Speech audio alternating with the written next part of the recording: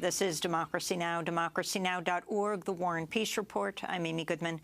As we turn now to Jackson, Mississippi, where the Environmental Protection Agency is launching a civil rights investigation into whether Mississippi officials discriminated against Jackson's majority black residents when it refused to use federal funds to address the city's dangerous water crisis. The EPA said Thursday it's probing Mississippi's Department of Health and Department of Environmental Quality over their role in the crisis that left tens of thousands of mostly black households without drinking water. Jackson's main water treatment plant was damaged after flooding in August, and viral videos showed brown liquid flowing from taps. In 2021, residents lost access to drinking water for weeks after a deep winter freeze. Even when the water's running, residents have faced months-long boil water orders. A complaint filed by the NAACP led to the EPA's investigation. NAACP President Derek Johnson lives in Jackson and called the state's record of divestment systemic neglect. Mississippi's received federal funds to address drinking water needs since 1996, but gave Jackson funds just 3 times. For more, we're joined from Jackson, Mississippi by Abree Connor, director of the NAACP Center for Environmental and Climate Justice. Welcome to Democracy Now!, Abree. It's great to have you with us. Why don't you lay out the issue, including the governor mocking Jackson for its water crisis, and what Congress allocated for Jackson, and yet it didn't actually go there? Yeah. Well, to your point earlier about Jackson only getting federal funds out of 3 of the last 25 years, that really kind of goes to the heart of what is the issue. The water in Jackson has been weaponized against them by the governor, by the state, because oftentimes federal funding for water infrastructure, it flows to the state first. So even though we have the promise of Justice 40, we have the promise of historically disadvantaged communities like Jackson, Mississippi, to be prioritized whenever it comes to federal funding, that's not necessarily always the case.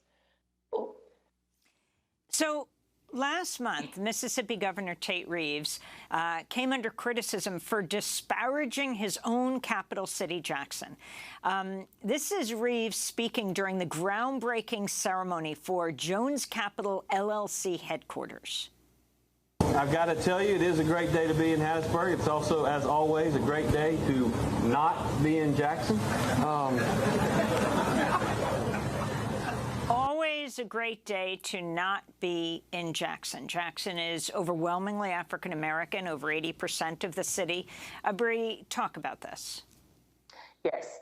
So Governor Reeves has mocked Jackson residents. The governor, at points, it seems, thinks that it's a joke. And so that was one of the reasons why we felt like it was so important to file this Title VI complaint with the EPA. Because it's not fair that Jackson residents for decades have seen the disinvestment in their city. It's the state capital, and it's also 83% Black. But then you have a governor who's making comments like that, and individuals don't even trust their tap water, where they're spending their tax dollars where they should be able to have safe drinking water, and that's not the case.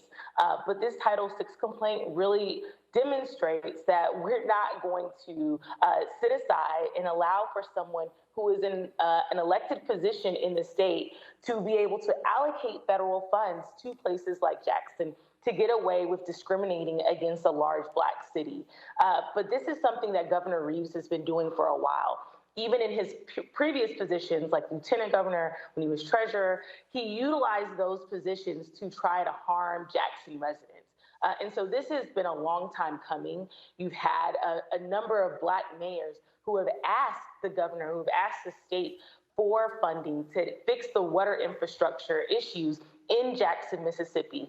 And because there has been neglect, because there has been intentional disinvestment, quite frankly, for a number of years, the number keeps growing for how much it's going to actually cost to fix water infrastructure issues in Jackson. This is also an issue because, again, there's supposed to have been a prioritization of funding, of federal funding in places like Jackson, Mississippi, by the EPA, by other federal agencies. But because the money flows to the state first, then they get an opportunity to, quite frankly, weaponize these funds that are supposed to be utilized for Jackson against them. So last month, Brie Connor, you testified on the hearing on water infrastructure.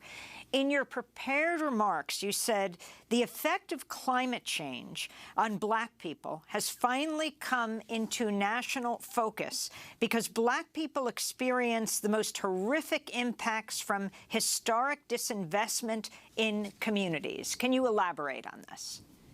Yeah. Well, what we've known is that for years, Black communities have faced intentional disinvestment. When you look at places like Allensworth that tried to build in California, in the Central Valley of California, nearly 100 years ago, the reason that they weren't able to actually move forward was because the company actually moved the wells that were supposed to be in Allensworth to Alpaugh, that was a majority non-Black city, neighboring city to Allensworth. We've seen this disinvestment in other Black communities. We've seen it in Flint. We saw the crumbling of Rosewood, for example, because the governor